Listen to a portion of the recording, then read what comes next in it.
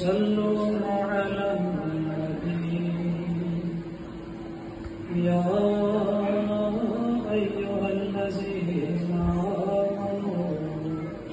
صلوا عليه وسلموا تسليما. اللهم صل على محمد.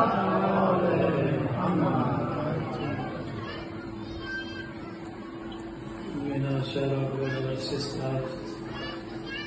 mitt namn är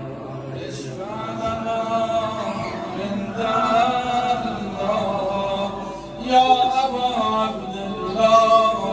يا جعفر بن محمد أيها الصادق يا ابن رسول الله يا أبا عبد الله يا جعفر بن محمد أيها الصادق يا ابن رسول الله اشفع لنا عند الله يا أبا عبد الله يا جعفر بن محمد أيها الصادق يا ابن رسول الله اشفع لنا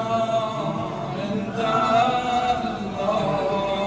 يا أبا عبد الله يا جعفر بن محمد أيها الصادق يا ابن رسول الله اشفع لنا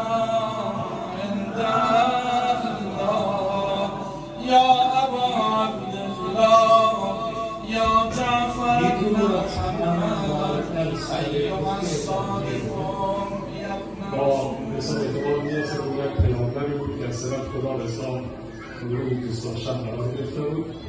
Men han dog som alla andra profeter, som är profet, vår kära profet Muhammed sallallahu alaihi